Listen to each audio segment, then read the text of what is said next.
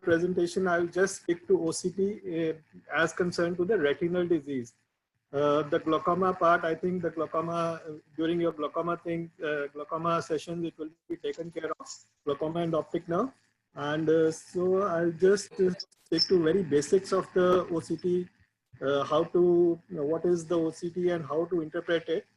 So this is, I'm not able to forward the slide. Yes. So OCT basically is a non-contact, non-invasive imaging technique and is used to obtain high-resolution cross-sectional images of the retina and interior segment. And it measures reflected light from tissue discontinuities. It is similar as is your ultrasound. Ultrasound, what it uses is the sound waves. Sound waves travel through the various tissues, and then they get reflected from various tissues, and then the detector detects the sound waves, their pattern of reflection, and then converts it into a photo signal, which gives us the images of the organs inside. The sound wave has an advantage that it has got a very big bandwidth, and you can go very deep. But in OCT, we use, instead of sound, we use light, and light, it gets reflected from the retinal tissue. Light, the problem is that it has got very small bandwidth, so it cannot highlight the whole from cornea to the posterior segment in one go, but it can only show you small tissues, small diameter, small depth of tissues. That is up to 10 microns it can show, and not beyond that. So it has got its limitations, and so we evaluate only the retina here, and we can't have a full picture of the whole eye through OCT as is possible with the ultrasound. But then the light, because of its speed, it can give you a very high resolution as compared to ultrasound. And this OCT is based on interferometry. We'll come to that subsequently. So briefly, now OCT is like doing a vertical biopsy section of the retina.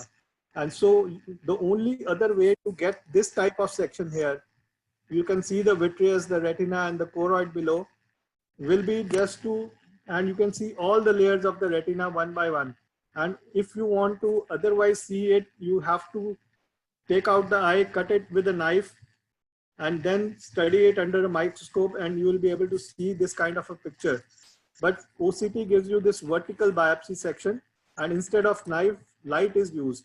And instead of viewing the section under a microscope, we are presented with false color view with micron level resolution. So the interferometry will give you white and black, white and dark, the bright and dark image only, and not the colored image. The colors, they are introduced by the computer, by the artificial intelligence, and according to the reflectance pattern, the colors that red, green, and yellow we see on OCT, they are shown by the computer according to the reflectance that is seen in the various layers. The layers of the retina otherwise in the normal scan will be either bright or dark, as is seen in this picture. And there is no physical contact with the eye, so it is a totally non-invasive technique. And that is the main advantage of OCT over other methods of examination of the eye. And the principle of OCT, it lies in the name itself. The principle of the OCT, lies in the name of the OCT only. The OCT stands for optical coherence tomography. And if we take one by one, optical means light, and coherence is a property of monochromatic light where all the waves move uniformly and have constant phase difference. So all the waves that are in the monochromatic light, they are of the same wavelength, and they move in a same fashion if they are coming from the same source. Tomography is imaging by sections or slices. So OCT basically means imaging in sections using coherent monochromatic light. And the light used here in OCT that is used to study retina is infrared wavelength of 830 nanometers, and a 78 diameter lens concentrates this light on the retina. And the OCT is basically based on Michelson's interferometer. So this is just briefly, I'm going into the physics and not very deeply, because some examiner may ask you what is OCT based on the physical principles, how do you get the images? So this is based on Michelson's interferometer principles. So there is a light source here. This light source will send a pulse of light, to a beam splitter here. So this is a beam splitter. This is a partially perforated mirror. The partially perforated mirror, what it does is it sends one light. Partially it will reflect the light to one mirror, and partially it will allow the light to go straight to the second mirror. And in OCT, in this second mirror, instead of the mirror, we have the eye here, and eye is used as a medium of reflection. So this mirror will reflect the light back, and then again through the beam splitter, the light will go to the detector. And again, this mirror also, or the eye or any other tissue that is going to be studied, reflects the light back. Again, it will strike this beam splitter here and go to the detector. So detector, what it will do is it will analyze the signal that is coming from this mirror, that is the reference mirror, and this part, that is the tissue that is to be studied. And it will study the delay of time in which the time delay which is happening between this reflected light and this reflected light. So if you have a light that comes in phase, all the light waves are in phase, means all the waves, their peaks and troughs are combining with each other. They will give you an accentuated signal. But if it is out of phase, it will give you a dark signal. Hence you get these dark and light bands in OCT. Types of OCT now comes again. Your examination asks you something about what types of OCTs are there. So the types of OCT, the first was the time domain OCT, and the spectral domain OCT. And what was the difference between the time domain and spectral domain OCT? The time domain OCT had a single detector. As we have discussed in this previous slide, this detector which used to detect the reflected light was single detector was there. But in spectral domain, it's a whole spectrograph which can analyze whole of the beam of light coming together, and it can collect multiple signals at a single time. So because it was a single detector, it was slow, and this is a rapid technique, and it used to have one pixel at a time. It used to analyze and used to frame an image. But with spectral domain, this is improved to 2048 pixels at one single time. And the time in the speed also, in time domain 512 A scans were done in 1.28 seconds, while in spectral domain 512 A scans can be done in 0.02 seconds. So you can see with the spectral domain OCT, the speed of scanning improved, the resolution also improved, because it introduced 2048 pixels at a time.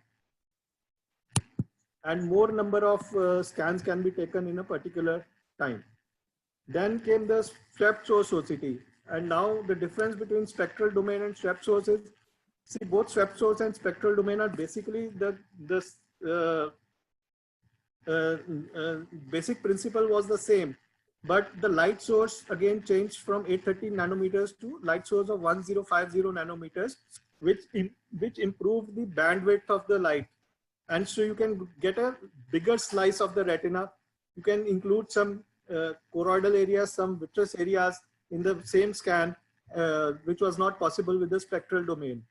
And detector in this case, as I discussed, was spectrometer, and detector now in swept source OCT became a CMOS camera, which is again a very highly sensitive instrument which can detect and which can even of a higher resolution images it can make. And the speed of spectral domain OCTs was 52,000 A scans per second, which improved to more than a lakh, and it can go up to 4 lakh A scans per second, the swept source OCT. So this was basically the principle of OCT. I think any questions till now? If there, then we move on to our next part. Sangeet, just for a historical perspective, if I'm not mistaken, at SM when you did your fellowship, there was no OCT machine, because even in my fellowship there was no OCT machine, and you did before me your fellowship. Yes. I became a consultant, and I think in 2002 we got our first OCT machine. When did you use your first OCT machine? I think it was around 2004 we started doing OCT. OCT. I think I finished my fellowship, and when I was in the last few months of fellowship, still the OCT had not come. Yeah. When was that? When was that? 2003. When When I think remember one thing. 6 months they had acquired a OCT machine. So I remember one thing, like the PDT, photodynamic therapy for treatment of AMD, wet AMD was introduced, and OCT just before that was introduced. And we had the PDT machine in our hospital first, and the OCT came on later on only. So it was quite, I think at that time, 2004, around 2004, we started doing OCT in our hospital. But I think 2000 was the year it was now it was selling commercially.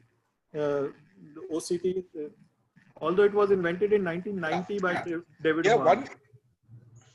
Pardon? Dr. Sangeet, Yes. Fatima wants to know about this CMOS camera in detail. A little bit about the CMOS is a type of like if you fully if this is an abbreviation CMOS, it's a continuous multi oxide semiconductor. So so what happens is this is a very light. It's again a light sensitive. Uh, you can you can see it's a CMOS. If you if you use your routine, if you use your SLRs or DSLRs also, some of them they have CMOS receptors in it, and the image quality definitely improves with this. I don't know exactly the physics of CMOS, how it works, but it is a very high quality receptor which is present in the swept source OCT machines. I think Fatima, no one is going to ask you so much of detail because even No. I think I I will answer the question the other way around. I don't think any ophthalmologist can answer that question. Yes. So don't go Believe me. into this. Don't. But I do know that Michelson interferometer, those things you need to mug up and answer all those questions if you're a postgraduate. You have to mug up that whether you like it or not. Mirror 1, mirror 2 image, you mug it up and pass it off. 1050, 830, these numbers you have to know. I think we move on to the main Sangeet. So now, shall I continue now? Yes, please. Please continue. Yes, please. So before we go to the interpretation of OCT, I think first we have to know about the anatomy of the retina. The retina basically consists of 10 layers. I think most of us will be knowing this green present over here in this diagram, in this histology section is his internal limiting membrane, and this red line is the external limiting membrane. And most of the neurosensory retina lies in between, between this, and then there is retinal pigment epithelium below that. And on this right hand side, it is the this is the diagrammatic representation of retinal pigment epithelium, and then this is all is the photoreceptors. Then this is the first synapse or the outer plexiform layer, this the axons, and then there is the intermediate axon, and then this is the second, that is the inner plexiform layer, and then above is the ganglion cells and the retinal nerve fiber layer. So this is how basically the retina is formed, and you are able to see all these images of all these layers in your OCT scan as is shown in this picture. So you see all these images like from the outer side, it starts from basically the retinal nerve fiber layer. Internal limiting membrane, you can make out a very thin streak above the retinal nerve fiber layer, but mainly the red zone that you see on the normal OCT machine or normal OCT printouts, the outermost layer you will see the retinal nerve fiber layer, and the innermost layer that you see the red zone will be the retinal pigment epithelium, and the retina, all the layers lie in between. So then retinal nerve fiber layer is a bright band, then there will be a dark band, a ganglion cell layer, then there will be a bright band of inner plexiform layer, then a light band of inner nuclear layer, then again outer plexiform layer will be a bright band, you'll see it as dark green, and then again there will be a lighter band of Henle's fiber layer. So one thing you have to remember is like all the layers all the layers which have fibers like or the axons or the synapses, they appear as brighter, and all the layers which contain cell bodies, they will appear as lighter or the black in the OCT scan. And then once you reach this membrane, this is the outer limiting membrane. You can see, if you can see the cursor here. Yes. Cursor Yes. pointing to the external limiting membrane, and below this will be the, then there are 3 dark red lines you will be seeing, and this is, again, I'll go in more in detail. Sorry, more in detail here. So these 3 lines, you have to know what they stand for. So the outermost is the retinal pigment epithelium, and above the second dark band from outermost side, this is the interdigitation zone. And what is the interdigitation zone? It is see the RPE cells, they have some apices pointing upwards, and all the photoreceptors, they fit in those apices. And so the junction of the photoreceptors and apices and the RP cells, this is the interdigitation zone. And this is the second dark layer, red layer that you are seeing on these days on spectral OCTs. And this is the third one, is the ellipsoid zone, this third layer. So, and in between the dark band here, you are seeing this is the outer zone of photoreceptors, outer segment, sorry, of photoreceptors. And the other one is the myoid zone. So if you see here, this is a diagrammatic representation of a photoreceptor. So the photoreceptor will have outer segment, then the inner segment, outer segment junction, and then there will be a inner segment, which is again made up of 2 parts. One is the myoid and the other is the ellipsoid. The ellipsoid contains the ellipsoid bodies. And so this one is the inner segment. Both the darker one is the ellipsoid layer, and the brighter one is the ellipsoid layer, and the darker one is the myoid layer. And above that, you see the external limiting membrane. And then comes the outer nuclear layer here, which is the inner segment, inner photoreceptors.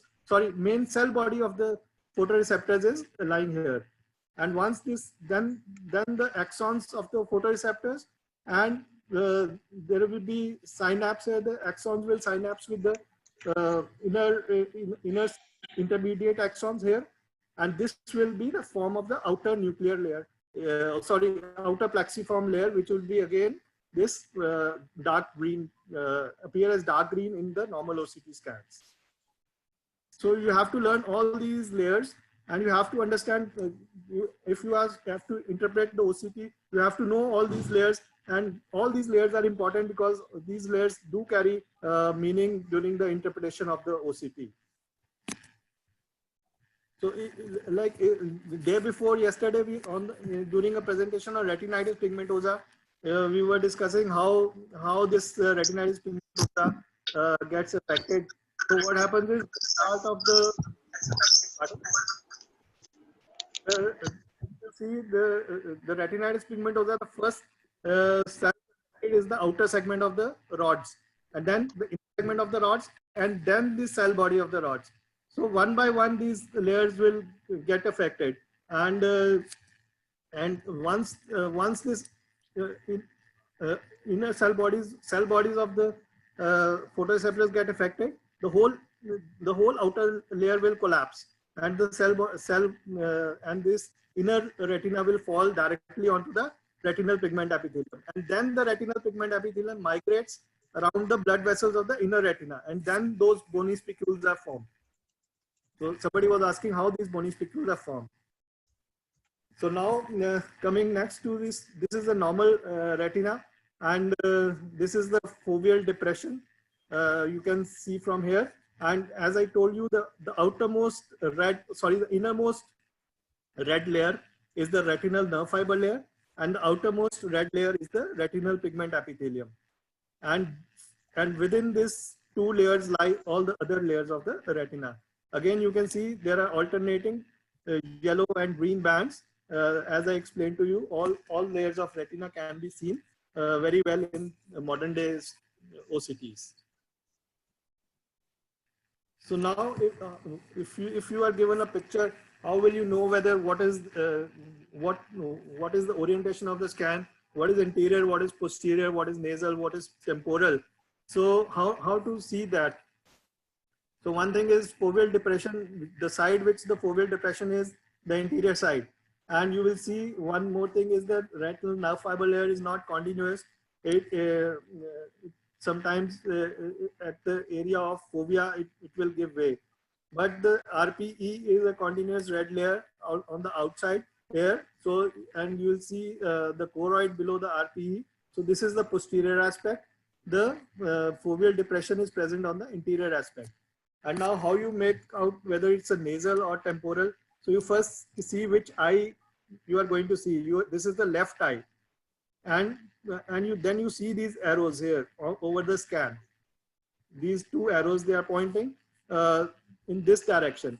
So the scan is moving from this direction to this direction. And if it is a left eye, it is moving from, therefore it is moving from nasal to temporal part. So this side will be nasal, and on this right side will be the temporal of the fovea. And if you see this scan, the scan on the top, the arrow is pointing upwards like this. So again, it means that the scan is moving from inferior to superior. So the inferior part is on the left hand side and the superior part is on the right hand side. So here, that is how you will come to know how you can orient the scan, which part is nasal, which is temporal, and which is superior and which is... Dr. Sangeet, there's a question Yes. from, just 1 second. This is Dr. Kavya. Sir, if arrows and eye is not mentioned, how to identify which eye OCT is taken? I think then it will be very difficult to identify. I don't know, but I think it is a standard on all the scans.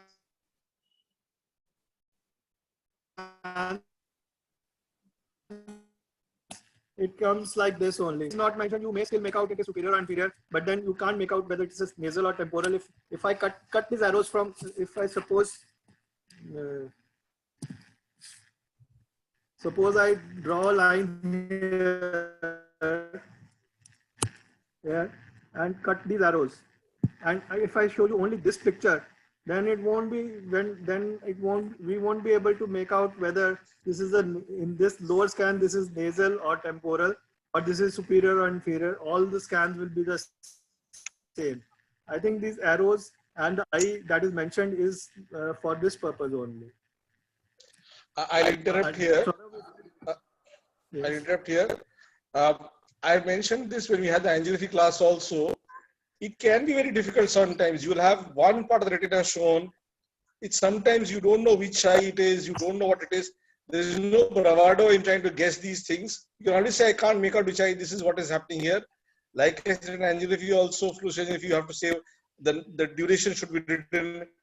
The leakage of CNVM, staining of the CNVM, unless which phase it is taken in, which eye it is, sometimes very difficult to make out. Some disc is partly seen, infranasal sometimes look a little vague.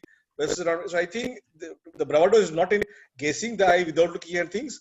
Better to have everything written. If you cannot just say, I cannot make out which eye it is. And like Sangeet said, sometimes it will be extremely difficult. For those scans, things not mentioned, difficult to make out. I think just move on after that, sir.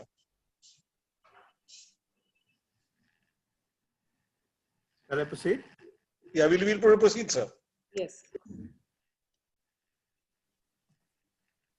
So again, the main two types of orientation scans that we generally do is, one is the radial scans and the other is the raster scans, and all the other scans, they are dependent on these.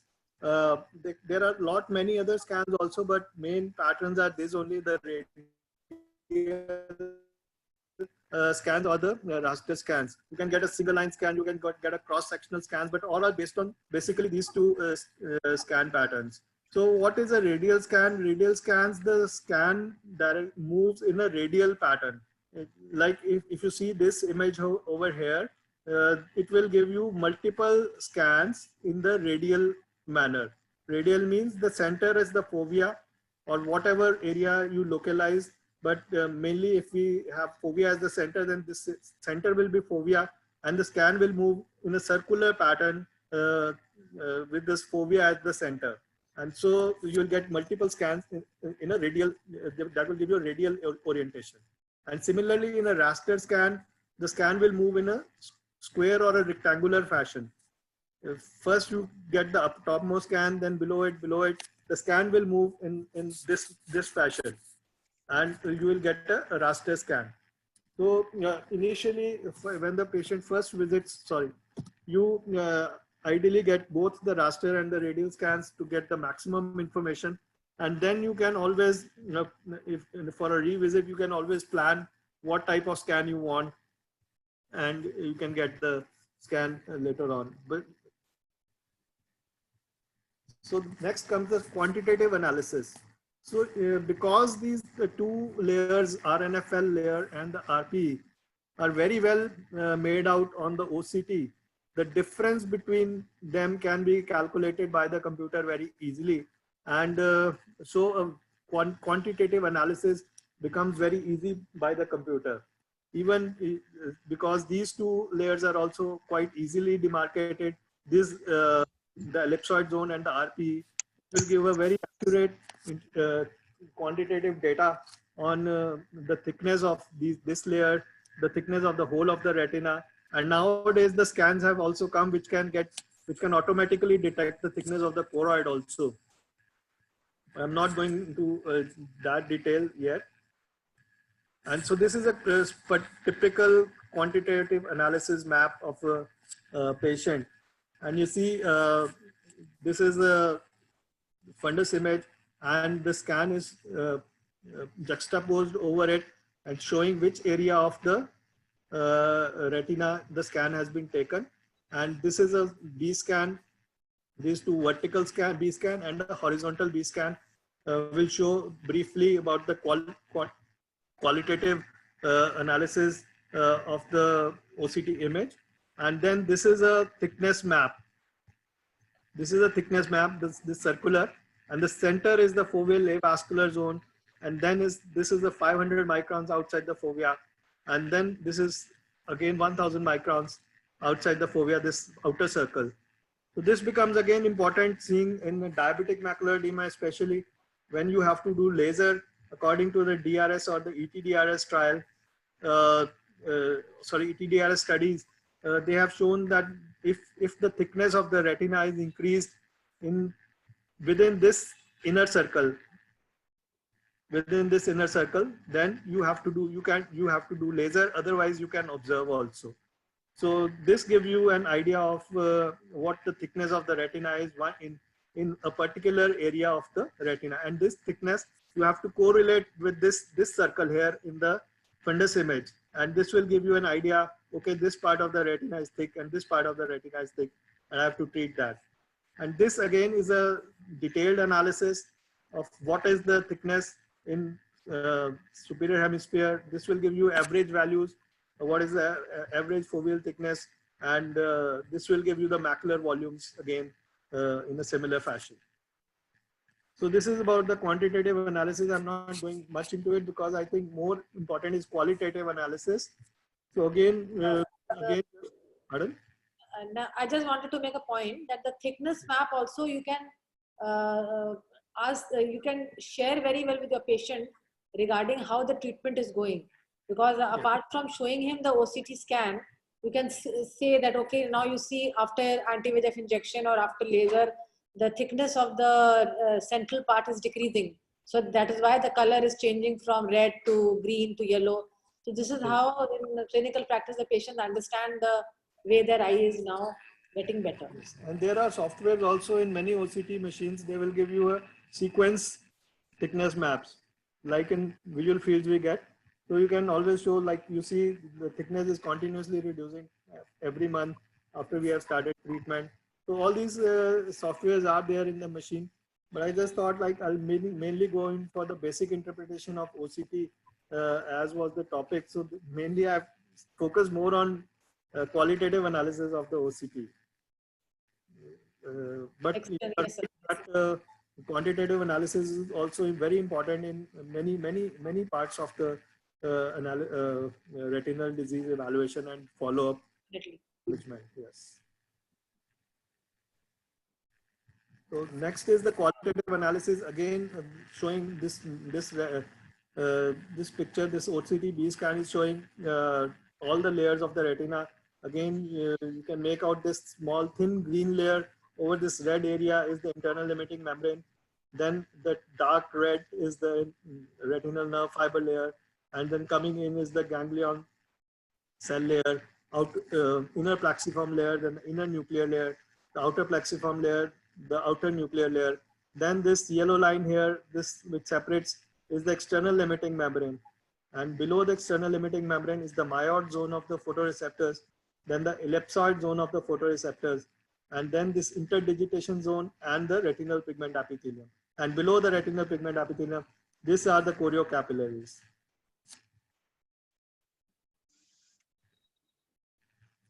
So for you can divide your OCT picture into various regions. So one is the pre-retina, the region that is above the retina, and whether some thing is present in this region you can see. Then second is the epiretina, just above the retina, the superficial layer of the supermost, just above the inner layer of the retina.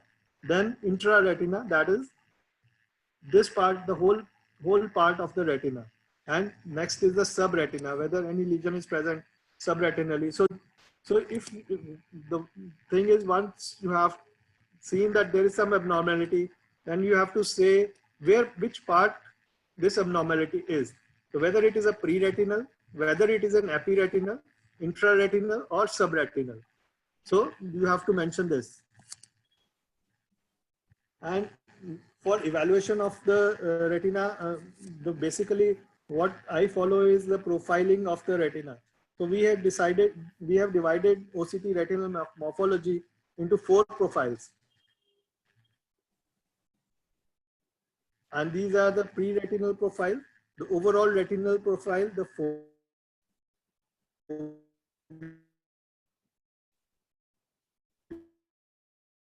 profile, or the macular profile.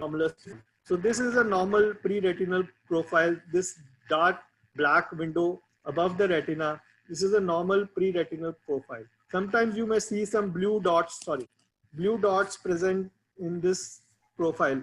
And those blue dots are nothing else but they are noise. And this noise is sometimes useful, as you have to create this noise to better visualize low reflective structures. So, but they are basically normal and they don't signify anything. So this is a normal pre-retinal profile, but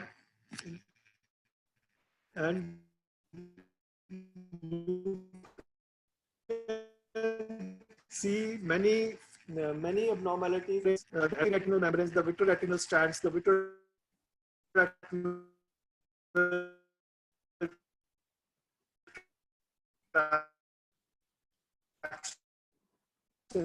the vitreoretinal traction also we were discussing a few days ago, how it will look like.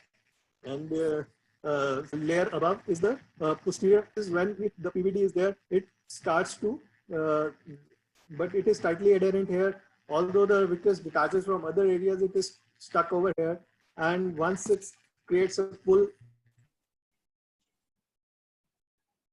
so it causes a traction on the retina. And this is the vitreoretinal traction. Or you may see, so this scan particular that I'm showing in this slide is the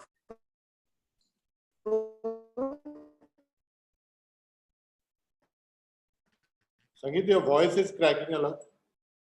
Vitreoretinal traction. The red shadow in a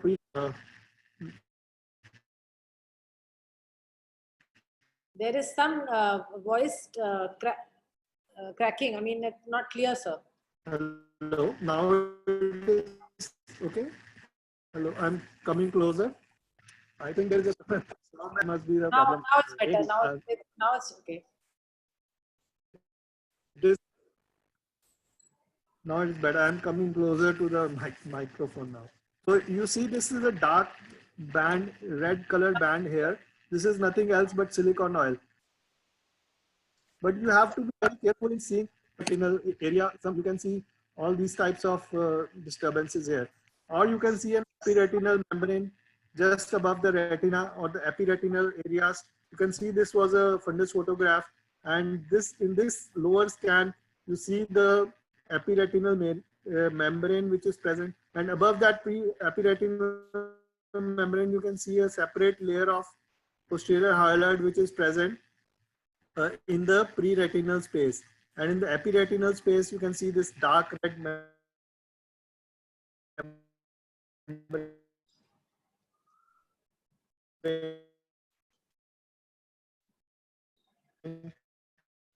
The voice is not clear. Appearing dark red, and so this once now and once we have, I think it is just because of the dust storm maybe. Okay. I have not changed anything. Now it is coming. Yes, yes. Yes. Now we Breaking. can, yes. No.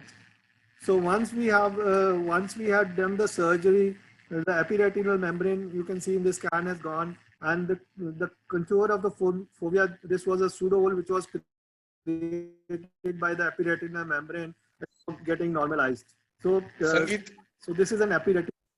This is Dr. pardon? Sangeet. Yes. Yeah, just 1 minute. I'll just stop you here.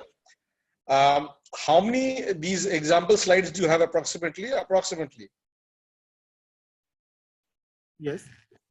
How many slides of these examples do you have? For each disease. How many approximately? For all retinal diseases, he's asking, sir. The total presentation. Yes.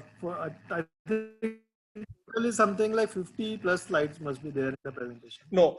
Diseases, how many more are there? We'll just go for the profiles. I think. Okay.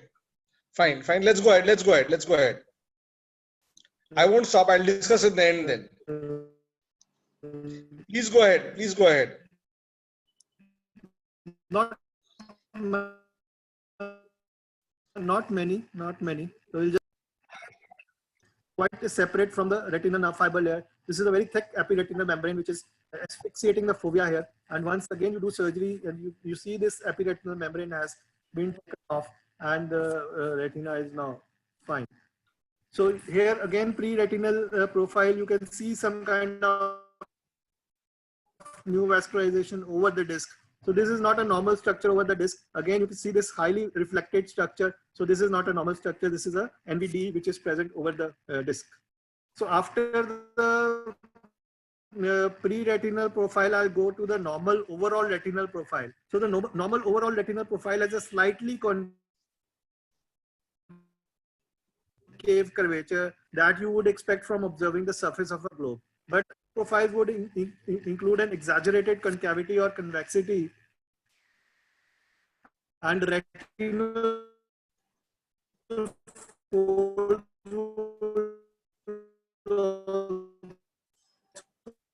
result in an abnormal overall profile. So here, this is here. So this is a taken care of the pre-retinal profile. You look at the overall profile of the scan, and this is a convexity. It should not be there. Or you can see here this case we discussed earlier also. There is sudden increase in convexity, and this is also not normal. In this case, it was due to choroidal hemangioma. So these things you have to study, and once you treat the choroidal hemangioma, the things became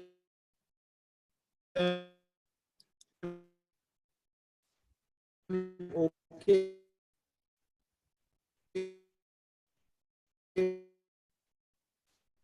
And the OCT came back to the normal earlier below the choroid. The choroid is also lifted, the RP is also lifted. So it is either inside the choroid or behind the choroid.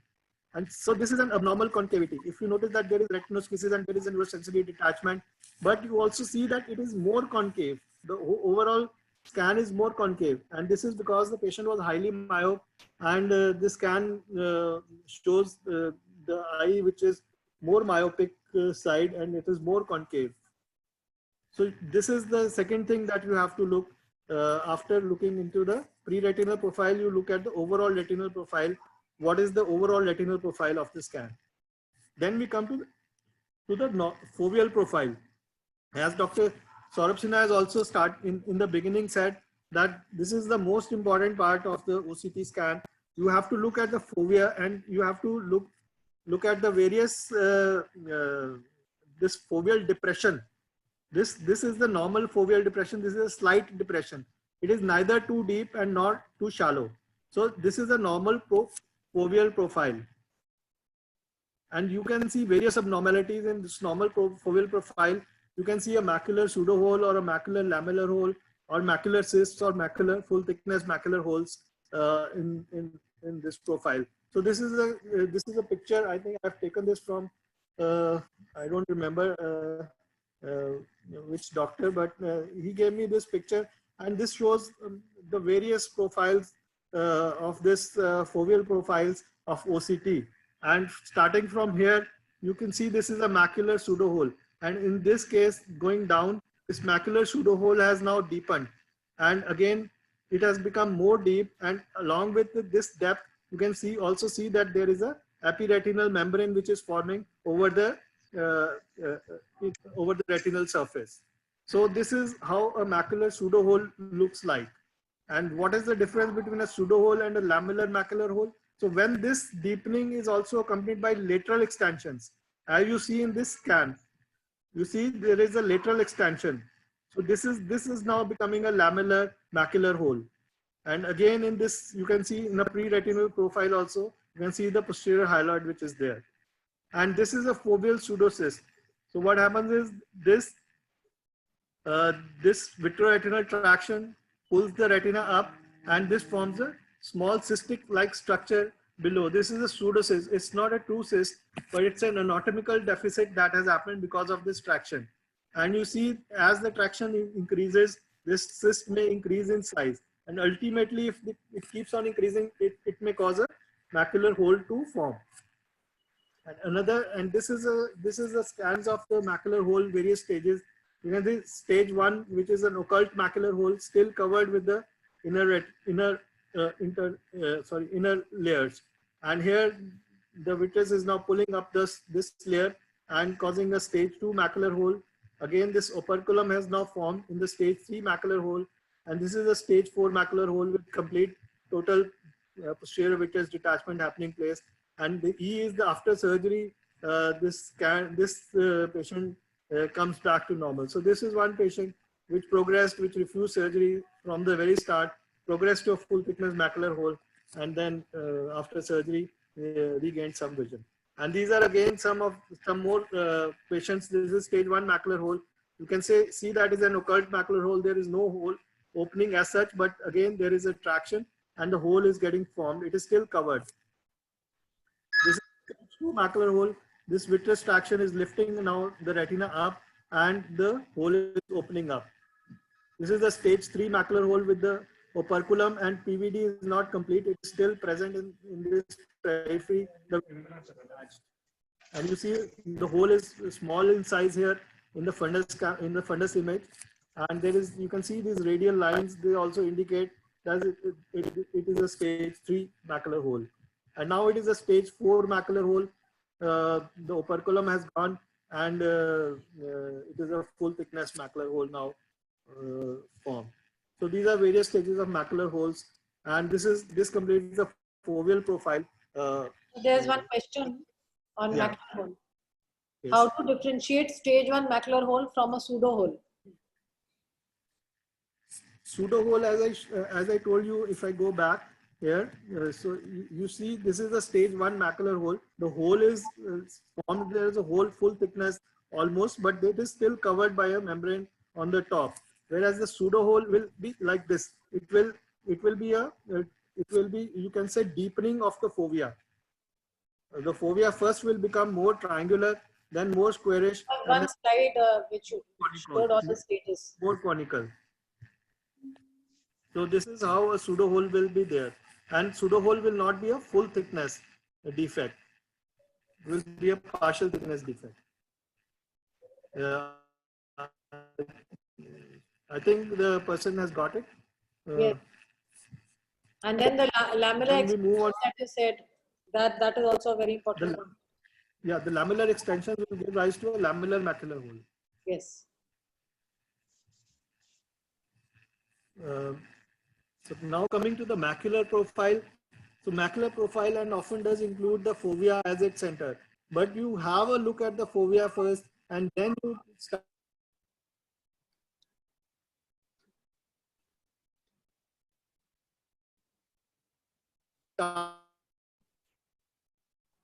looking at the other parts of the area of the macula. Now, once you have taken care of the pre-retinal profile, sorry, the overall profile and the foveal profile, now you study the rest of the macula.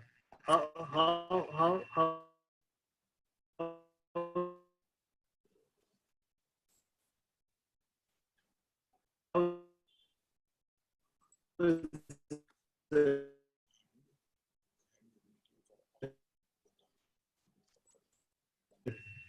so the way hard macular tissue or the CNVMs or the Sangeet, RPTs. So I'll just show you. We missed a part of what you were saying because the connection are very good. So Yes. we can now see this. Can you start from here again? This macular profile, interretinal abnormalities, subretinal abnormalities. Can you start from here again? We could not hear you very well. Okay, so now after you have finished with the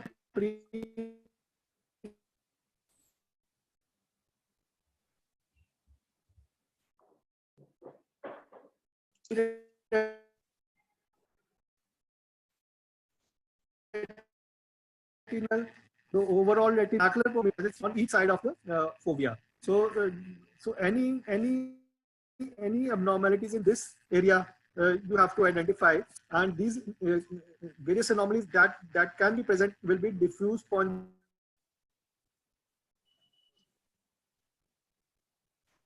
retinal edema, a cystoid macular edema. Anomalies may be bruising scar tissue, CNVM, or RPTS. Although there are many more entities which can be made out, but I'm sticking just to the basics, and so I've listed only these many. I think if you are able to guess what is this, I think it's quite a lot. And so first coming to, this is a neurosensory detachment in central serous chorioretinopathy. So you can see there is a presence of fluid. So this is an old scan. You can see there's a presence of fluid between the retinal pigment epithelium and the neurosensory retina. So this is a neurosensory retina, central serous retinopathy, and it may also be associated with these small pigment epithelial detachments which are present in these types of scans. So this is a scan of a central serous chorioretinopathy. So now this is a scan of cystoid macular edema. You see the fundus image, you see this petaloid appearance of the fovea here, and you see the OCT scan. There is some time lag between when you are shifting to the next slide. So if you can. I'll go a little bit slow. Yes, yes. Yeah. So I think this is. Dr. Sangeet.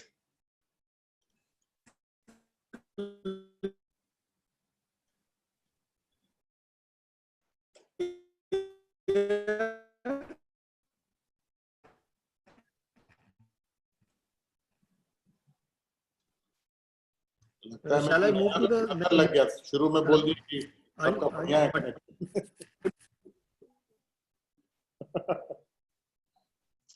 Okay, I will speak now. Am I audible, Pooja? Yes, yes. Very well. Am I audible now? So in this slide that, Sangeet, go ahead.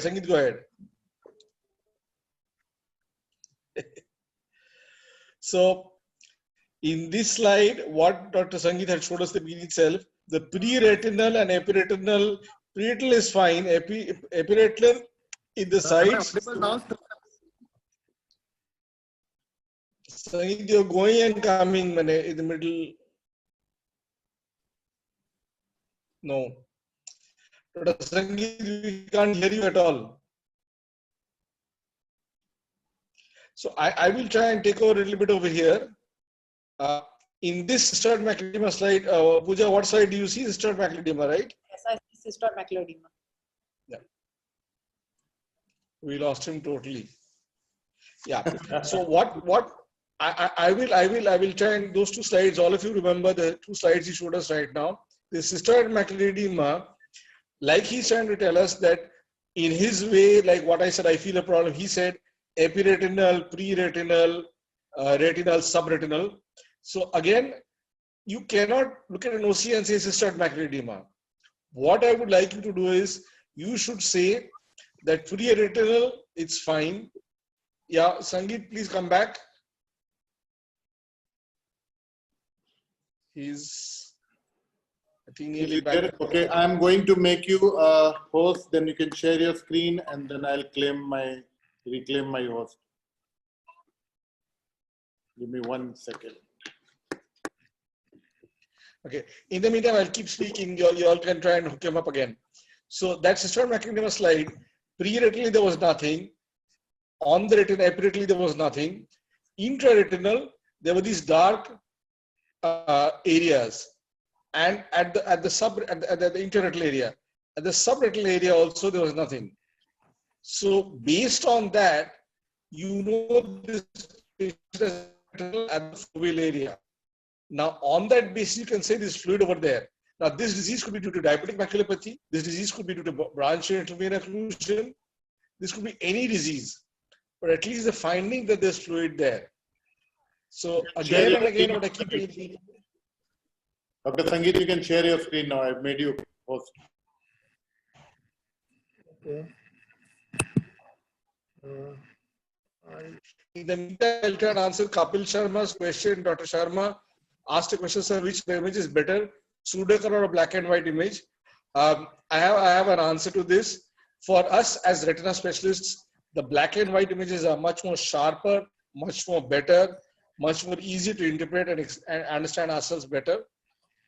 But the pseudo-color one, for the patients, they feel very excited looking at it. But as an ophthalmologist clinician, I would say the black and white image is better.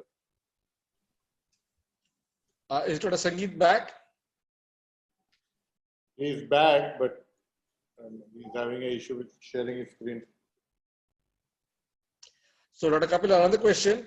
So, what is the difference between pre-retinal and epiretinal? See, again, Kapil, these are very, Dr. Sharma, these are very, these words are very loosely used by us.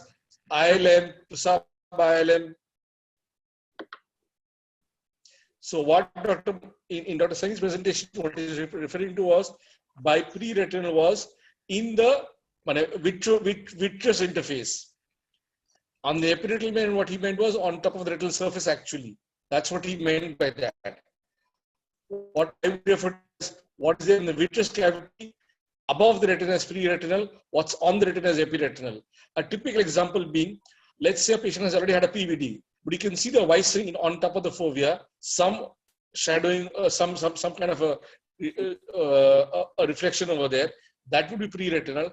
But if there is no PVD and the thick epiretinal membrane, like the video, like the color photo he showed of pre and post important, that is what he's referring to as epiretinal. There's another question from Dr. Pramod Kumar. This is a very important question. What is the importance of IS-OS junction? So I will ask the question back to Dr. Pramod Kumar. What is the IS and what is OS? What is the inner segment? What is the outer segment? What are these two? Kapil says thank you. Yeah. So Dr. Pramod Kumar, what is inner segment? What is outer segment junction? What does it refer to? When you answer that, I will my answer will be even easier. Okay, I will answer that myself. The IS-OS junction, yeah, correct. The photoreceptor part, we know if the photoreceptor integrity is lost in any disease process, we know that that is a very important part of the retina. The retina itself is a very important part, but that part of it is very important. That is lost, that junction is distorted, is not continuous. There is a separation over there, there is a discontinuity that we want to use. Know that whatever treatment we do for this patient, anti-VEGF treatment, steroid treatment, whatever we do, the prognosis is not very good. So the importance of the integrity of the IS-OS junction is in predicting the outcome of these patients after treatment. Even if the edema goes down, he says quantitative analysis. Sangeet, are you back? You can see his photo very well. Okay.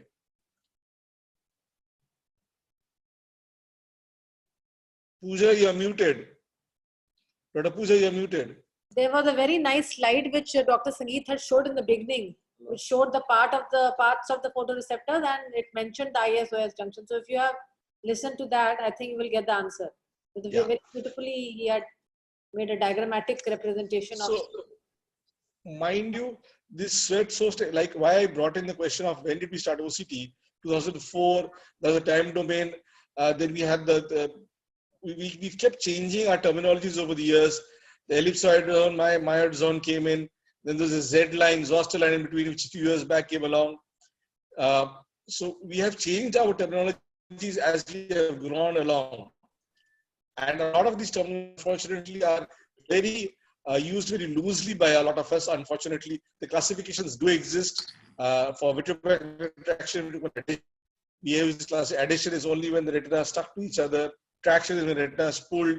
Focal traction, diffuse traction. We use different kinds of terminologies.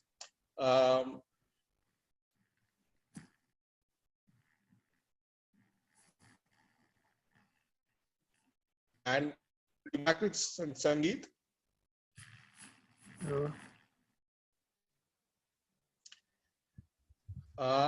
You can go ahead and share your screen now.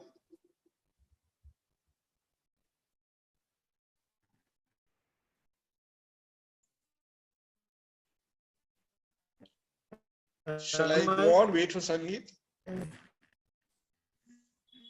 So in the meantime, you can go on. I'm sharing. Am I audible? We can hear you well.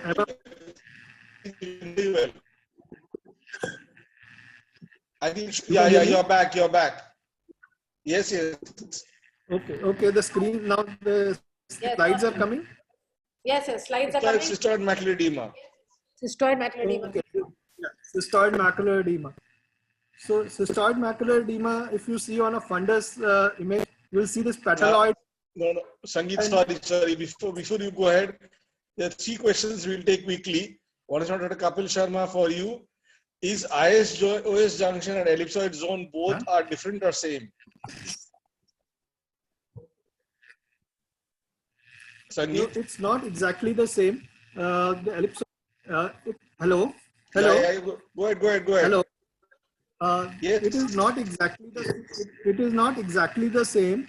The ellipsoid zone is basically the inner part of the inner segment of the photoreceptors, which contain the ellipsoid bodies. So inner part of the photoreceptors has two parts. One is the myoid part and the ellipsoid part. The ellipsoid part is the one which contains the ellipsoid bodies, and below this part lies the junction between the outer and the inner segment of the photoreceptors. Am I clear on that? What is Fourier domain? Pardon? What is Fourier domain? Fourier domain and spectral domain are the same OCTs. Yeah. And there's one more question which says, if there is a stage 1 ERM, I myself am confused on that. What do you mean by stage 1 ERM? How to diagnose an OCT? So if you ask me what is stage 1 ERM, I myself am not going to answer that. In which map can we assess ERM better? I think the qualitative map will be you can do both a raster scan and a radial scan to detect any even very small lesions, and how you will diagnose a very thin ERM or the stage 1 ERM that we generally call as cellophane reflex. You will see small folds of the inner retina. You may not be able to see the epiretinal membrane as such, but you will, on the top of the retina, it will not be a smooth appearance. It will be a slightly granular. You may see small folds of the retinal nerve fiber layer, and that will give you an idea that there is something wrong and there is a cellophane reflex or the stage 1 ERM as is called. Although the stage 1 ERM is not a particular name for that ERM. Yeah. So I will stop over here. We'll ask, there is a question from Dr. Kapil. We'll leave that for now. What is drill? Let us have your presentation. We'll come back to this question later on. Since your connection is good, let's continue, please. So this is a cystoid macular edema. You see cystoid macular edema when you see a fundus, you will see this petaloid pattern in the macular area. If you are able to make out this there is a small center like of the flower, and then there are small petals which are arising out of the center. So this is a cystoid macular edema. And on OCT, you will see these cysts. These cysts, this black area, it shows fluid, and these septae in between. These are the cysts. So this is mainly present in the Henle's layer, and this gives you, this is the typical appearance of a cystoid macular edema. So cysts you can see in the inner retina and the outer retina also. And this cystoid macular edema can be associated with a neurosensory detachment, or it cannot be associated with neurosensory detachment, and it has got a prognostic value. I think we'll come to that later when we discuss the diabetic macular edema as such. So going to the next, these are the various patterns of age-related macular degeneration you may be seeing. And on the top left is you can see this convoluted. Oh, just hold on. Your slide has not changed. Hold on. It's changed on my computer. Yeah, it is. Yeah, hold on. Yeah, that's right. Fine. Go ahead. Yeah. Fine. On the top left, these are various patterns of the age-related macular degeneration which you may be seeing. And on the top left, you see this is a convoluted, like this up and down, like a bumpy surface of the retina pigment epithelium. So this is due to drusense. You can see there is no intraretinal or subretinal fluid. These are just drusense, this convoluted type of retinal pigment epithelium. So if you see a scan like this, you just say that these are drusense and nothing else. This is there is no wet AMD. It's the early stage of dry AMD. And so this is a pigment epithelial detachment. I also showed you one slide earlier also. You see there is a break in this retinal pigment epithelium. And you see here, it goes up here. And this is the retinal pigment epithelial detachment. The neurosensory detachment will be above this retinal pigment epithelium. The pigment epithelial detachment, you'll see this break in the retinal pigment epithelium layer. Then this is on the down left, you see this is a RPE tier. Again, there is a pigment epithelial detachment here. This outer red layer goes up and then it breaks here. So there is a RPE tier, and there is also some intraretinal fluid in this area.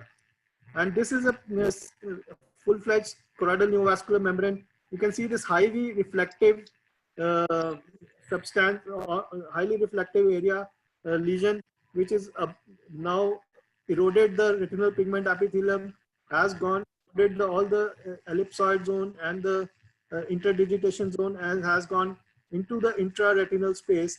And so this is a typical choroidal neovascular membrane, which has now formed. And you can see some cystoid spaces above this membrane also. So these are various patterns you may be seeing, although there are many more patterns which may be present in ARMD, but these are the basic patterns what you may be seeing in the age-related macular degeneration.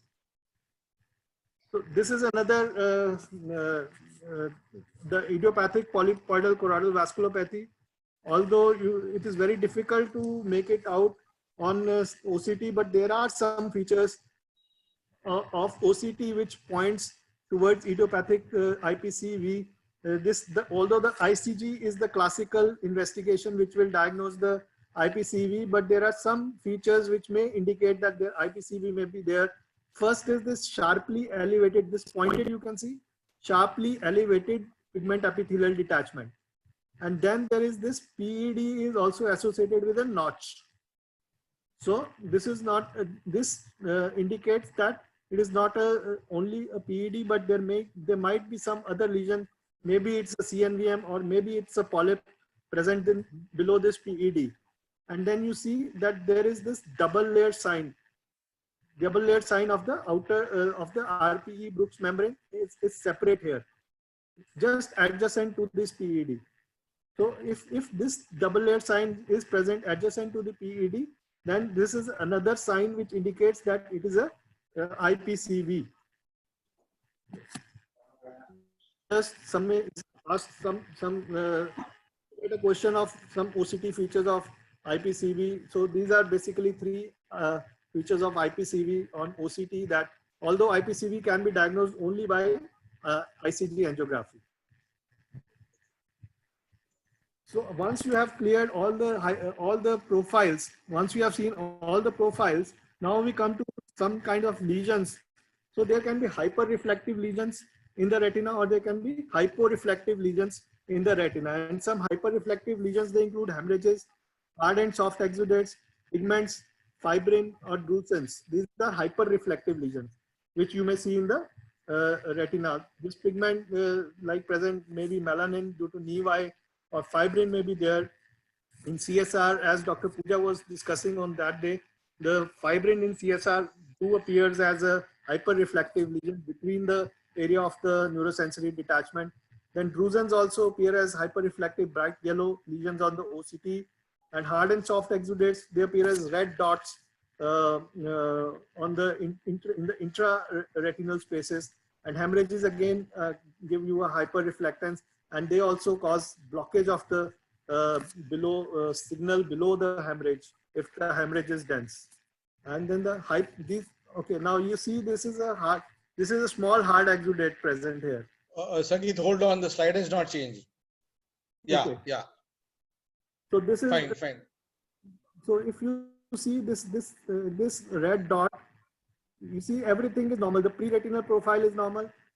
The overall profile is normal. The macular profile is normal. The foveal profile is normal. But you see this small red dot here. So this is due to a hard exudate which was present in this area. So you have to, once if you see all the profiles are normal, then you go to see whether any hyper-reflective or hypo-reflective lesions are present or not. So this you can also say, Sangeet, you can show the shadowing of that also. Yeah. Of the hard exudate. Okay. So you see once this hyper-reflective lesion is present. So if you see below that, you see there is total absence of the signal here. So this is a shadowing, what Dr. Saurabh Sinha said, the shadowing effect of these hyper-reflective lesions. I'll come to the shadowing later. I have some slides for that. So now you come, so this is a hypo-reflective lesion. So this is an outer lamellar macular hole. This is due to a solar burn which was there. The burn usually affects the outer layers, and you get this outer lamellar macular hole. You see there is no signal here. All these layers are absent here. So this is a type of outer lamellar, hyporeflective lesion. A lot of clinical patients you will come across with the outer lamellar macular holes or solar retinopathy, as we say. So this diagnosis becomes very important. Classical feature of solar retinopathy.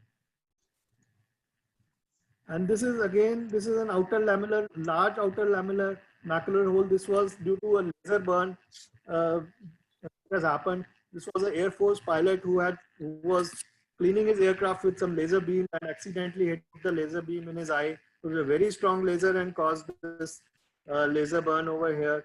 And this is again outer lamellar macular. Effect is there. There is a deficiency of the tissue in that area. So the other type of hyporeflectivity which we can get is a blocked reflectance. As Dr. Saurabh Sinha was saying, so you see here this is a hyporeflective lesion. Here, this small dark black area. In this is due to this. So 1 minute, hold on. No, the slide has not changed. Yeah. Okay. So as Dr. Saurabh Sinha was saying, so this is the type of blocked reflectance. So you see this is a dark black area between the various layers. Sangeet, Dr. Sangeet, I will interpret this one. There was a question in between when you are not there. So in the pre-retinal space, if you can show with your pointer, with the pre-retinal space. So there are these blue dots. You taught us that this is noise. Am I correct? Yes. This is noise. This is now. Yes. Okay. Now at the in the epiretinal area, can you show us the epiretinal area? Yeah. Epiretinal on the other side, on the other extreme. Yeah. Now this epiretinal area. Now I have not seen the patient clinically.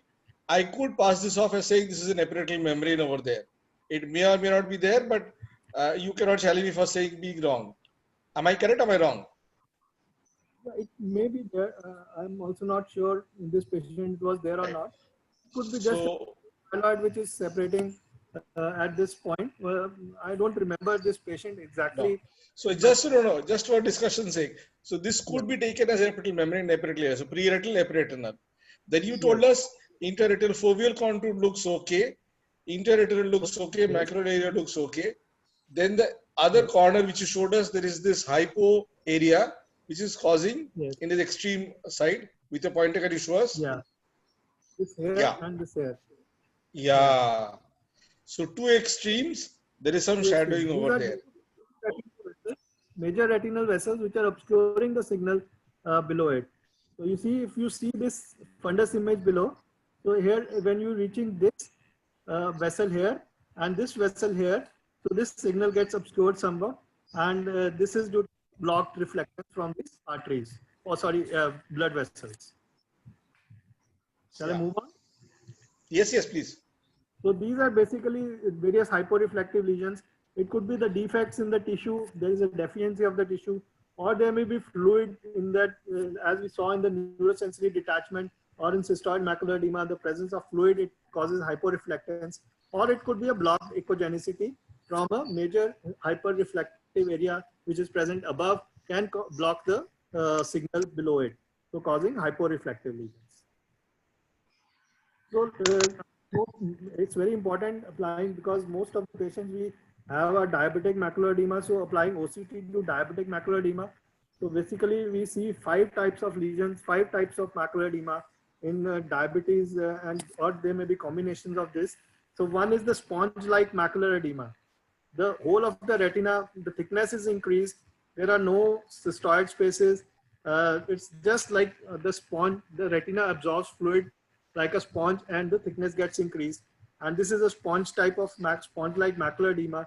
And most of these patients, they do need some kind of laser, or nowadays we even give intravitreal injections for that. But earlier we used to do laser in these types of macular edema. Going to the next type is the cystoid macular edema, as we already discussed.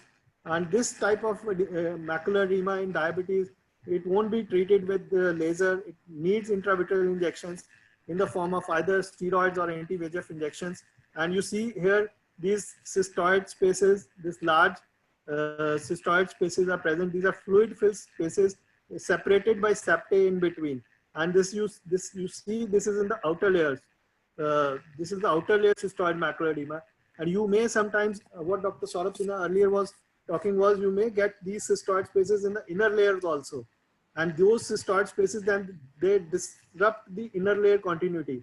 And then there's a then there is a formation of a disease entity now, which we call DRIL, that is a disorganized retinal inner layers, and which is pathognomonic of ischemia of the inner layers. So, Dr. Kapil Sharma, we got your question finally. This is a question by him. I'll stop here, Sangeet. He had asked what is drill. Drill is to discover retinal interlayers, what he just explained to you.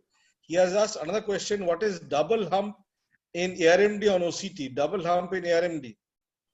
What is double hump? Sangeet, anything you're aware of? Sign.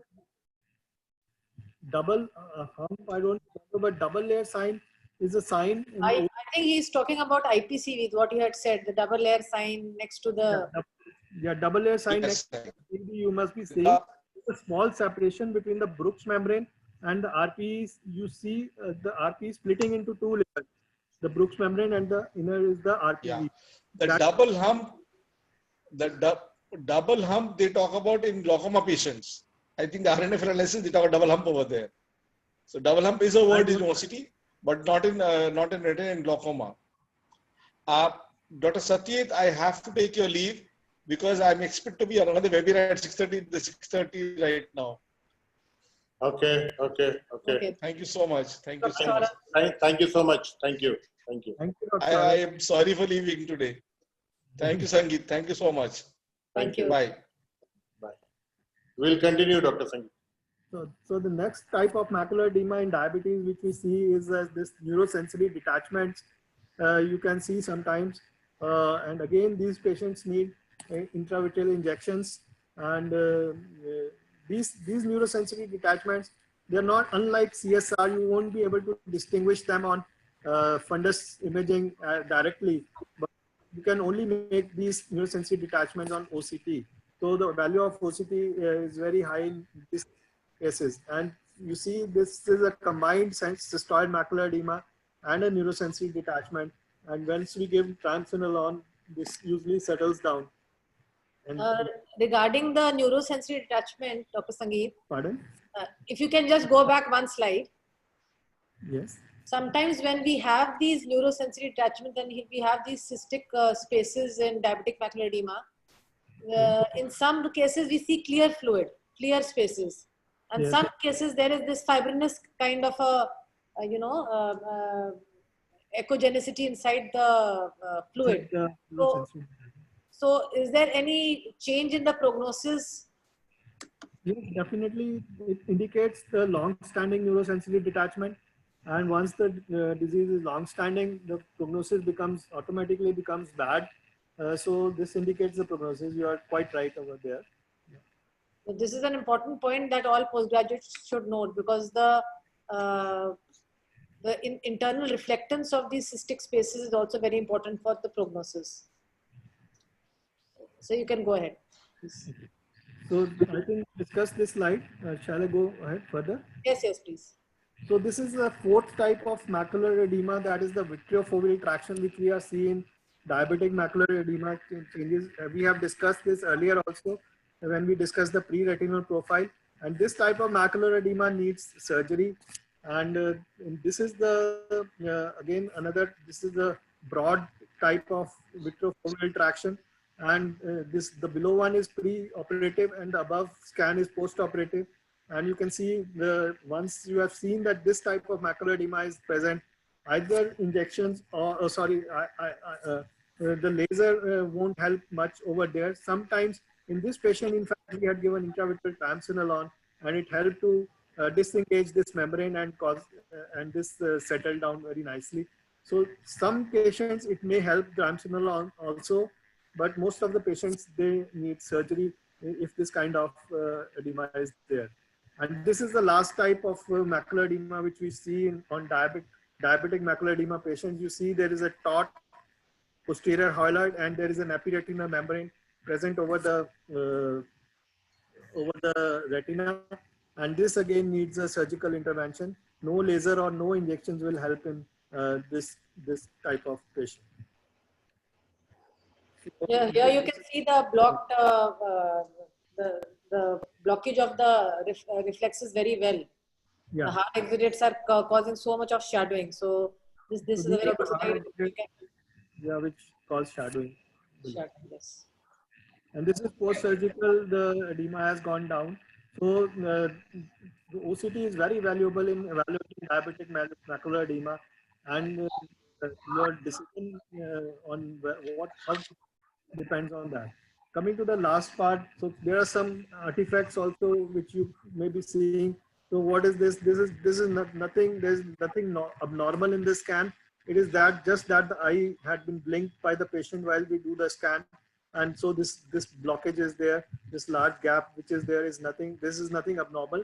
It is just a blink which was there during scan acquisition, and you have to it means that you have to do the scan again. And this you can see again, there is nothing normal.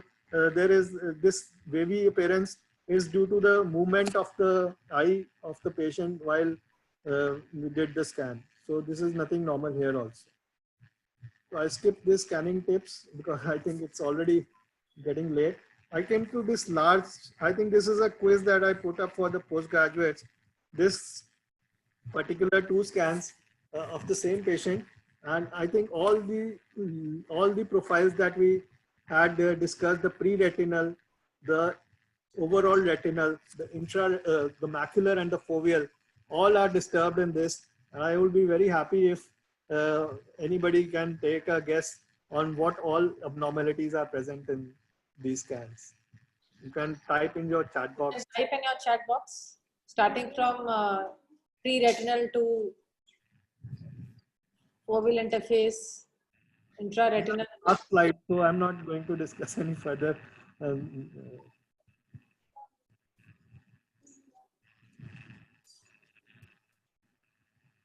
We can't see anything in the chat box.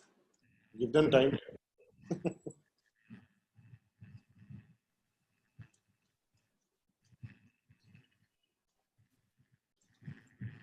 Okay, so Vishak Thomas says that there is an epiretinal membrane. Okay, that is fine. Then you have a pseudo hole. Okay. You have an SRF, the subretinal fluid. Fine. And then you have a pigment epithelial detachment. yes. A lot of things. Yes, correct. Abhilasha says pre-retina, ERM, serous PED. So I think they've been paying attention. Yes. So one thing I would like to say is whenever you evaluate, you make a pattern to evaluate. You see pre-retinal space, there is an epiretinal membrane. Then you see an overall retinal profile. You see there is a pigment epithelial detachment, and there is a fluid below the retinal pigment epithelium, which has some of these tissues, which indicates that there might be a CNVM below. And then you come to the foveal profile. You see foveal pseudo hole in the above scan, whereas a lamellar type of extension in the lower scan. And then you see that overall retina may, you see that there is some fluid, intraretinal fluid on both sides of this PED, indicating exudation into the retina now.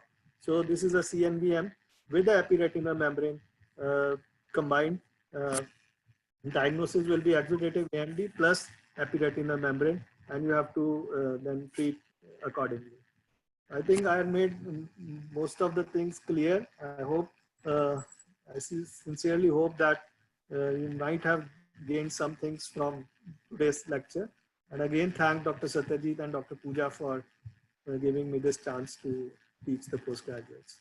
Thank you, Dr. Sangeet. I think it was a beautiful presentation, and the way you anatomically described all the different zones and the clinical abnormalities associated with it.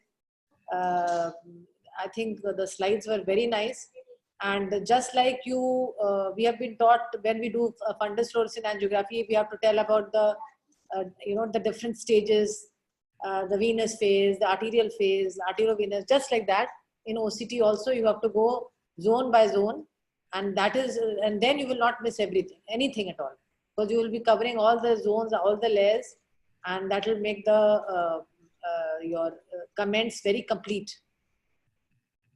So thank you, Dr. Sangeet. If there, okay, there's one more question from Dr. Subodh. Can you please describe CNVM a bit more, how to identify a CNVM? Okay. So CNVM, basically, I'm not gone into much detail, but if you go into detail, there are, as we discussed in the AMD part of the lecture, which was taken by Dr. Rupak Kanti Viswas 2-3 days ago. She had said that there are 3 types of CNVM, type 1, type 2, and the RAP lesions, right? So type 1 is limited below the RPE level, and type 2 goes into the intraretinal space. What we see is CNVM is a hyperreflective structure. So if we see a hyperreflective structure which is causing a pigment epithelial detachment only, and there is no intraretinal fluid, and there is no break in the RPE, or the RPE tissue is still preserved, it's a type 1 CNVM. And if we see that this hyperreflective tissue erodes the RPE, there is a break in the RPE, and then it goes above into the intraretinal space, causing hyperreflectivity in the intraretinal space, and also some kind of fluid or cystoid spaces in the intraretinal space, as these cystoid spaces and the intraretinal fluid is present in this scan. So this indicates a type 2 CNVM. So this is how you will differentiate between a type 1 and type 2 CNVM on OCT. I think that answers your question very well. There's another question. How do you differentiate drill with retinoschisis, and the difference between CNVM and IPCV? Yeah, on OCT, if you see a retinoschisis, you will different 2 types of layers. If it is possible for me to go back, I'll just go back a little bit.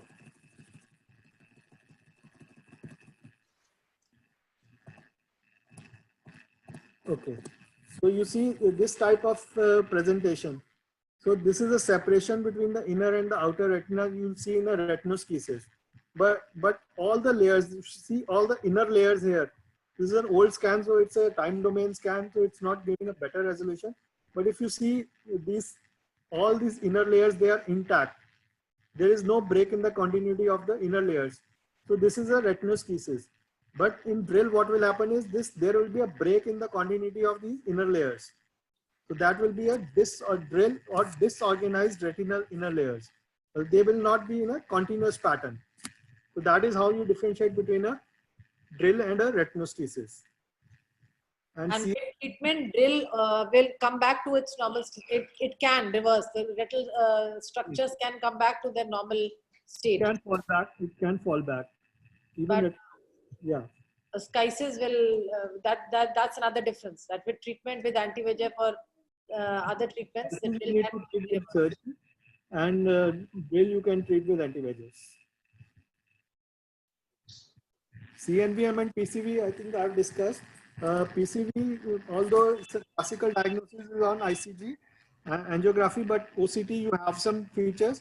There will be pointed, elevated PEDs. There will be a notched PED, and there will be a double layer sign on PEDs. But you have to be very careful in evaluating those scans. You can't see on just one guess that this is a PCV. So this is basically a difference on OCT. Could you just put in a few words about OCT-A, which has come recently? OCT-A. You have time? Just a few things. If you have time, I'll show you a few slides. Go ahead, please. Okay, how can I go back from here and show? Okay, stop sharing screen. I hope that is okay with the postgraduates for another 10 minutes.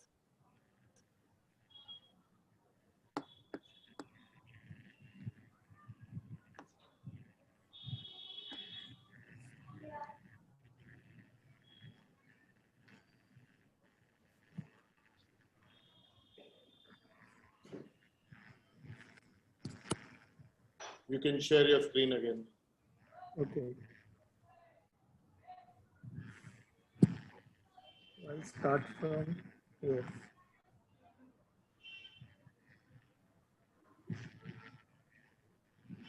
So now is it coming? No, you're not sharing your screen yet. Okay. I have made you the host, but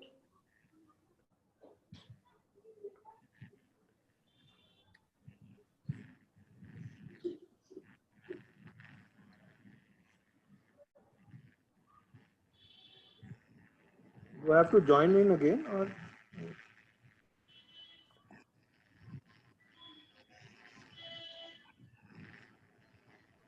you're already there. There? Okay, now I see. Now I just go back to this. Share screen. Yeah. Is it now? Yes. Okay.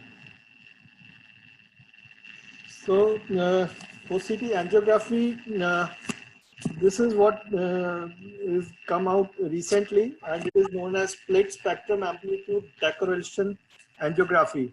And what happens is it depends on the principle that you cannot step into. This was a saying by Greek philosopher Heraclitus, who said that you could not step twice into the same river because the waters are ever flowing onto you. So on this same principle, OCT angiography is based. So you see, when you step in the river, the water that is once crossed your feet will not come back. It is the new water that is coming again and again, again and again. So what happens in OCT angiography is that flow is detected as variation over time.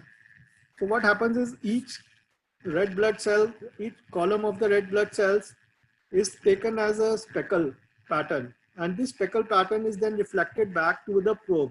And once this speckle pattern moves inside the blood vessels, the movement is detected by the probe. And then you can see the movement of the blood inside the blood vessels. As you see, this is a slow motion camera. So you can see the runner that is running one by one, all steps are being taken. So similarly, what happens is that when the speckle pattern of RBC cells, the column of the RBC cells is moving inside the blood vessel, the reflectance comes back and the probe detects the movement, and then you can see that this movement against the static blood vessel walls. So you see this is a car moving, but the trees are static. So the blood is moving, but the blood vessel wall is static. So you see this speckle pattern from the blood vessel wall will remain the same, whereas the blood column will keep on moving ahead. So you can, in this way, you can make a, you can catch hold that this blood is moving. So blood is used as a dye, which is not injected. It is an intrinsic contrast, and you don't need an extrinsic contrast like fluorescein or indocyanine green to get the picture of the blood moving inside the blood vessels. So this is the basic principle how OCT angiography works. And OCT angiography gives you this C-scan pictures. It is in OCT angiography, there is a SLO image also, which is incorporated into the scan. So SLO image gives you this, you see, as earlier we discussed, OCT gives you just a vertical scan. There is no horizontal scan. But in OCT angiography, you can get this horizontal pictures also, and then you can detect these blood vessel columns on the horizontal sections of the SLO image. So this is an OCT which is incorporated with the SLO. So this picture you see almost similar. This is taken by the fundus fluorescein angiogram. This is OCT. These are not of the same person, but you can see the pattern. You can get almost similar. And on OCT angiography report, what you will see these 4 types of windows on the top, and these 4 types of windows, they will give you the blood vessels in various levels, because OCT, as we studied, can detect in slices, the image in slices of the retina. So the outer choriocapillaries, outer retinal capillaries, then deep capillary plexus. Then there is this window which is of the outer retina, which is devoid of any blood vessels. And on the extreme right this is the window of the choriocapillaries. So these 4 windows you detect, and you can detect the blood flow at various levels, which is not possible with fluorescein angiography, which will only give you an idea of the outer capillary plexus and the a little bit about the choriocapillaries, but it won't give you any idea of the deep capillaries or the outer retinal structures if there is any abnormality in that. So this is an advantage of OCT angiography over FFA. I think that much may be enough for them for. That is perfect. Yes. Yeah, this is the last slide I will show. So you see there is this is CNVM, and on OCT, this is on FFA and this is on OCT. You can clearly delineate the CNVM. This is a patient of branch retinal artery occlusion. Again, you can make all these structures visible on OCT angiography also, and this is totally non-invasive. Thank you. Thank you. So much. Thank you. So it's past 20 minutes, 6:30, and we are very, very grateful to Dr. Sangeet Mittal. I have 2 things to say. One, after listening to your presentation, I do not need Dr. Pooja Sinha anymore to tell me about the OCT in the day-to-day OPD. And secondly, That doesn't sound like a good statement to make. I don't need help, because now he has made it so clear. He has explained it so nicely that I don't need your help anymore.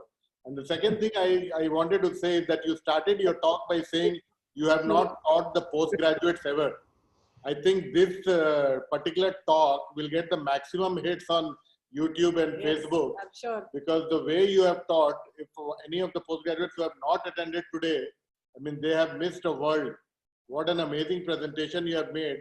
And people can listen to this again and again and make their fundas about OCT clear. It was a beautiful presentation. Very nice. You have very nicely done it. And I think you should get into teaching now, the postgraduate. Vilasha says, awesome, sir. Thank you. Thanks a lot. Thank you so much. And thank you all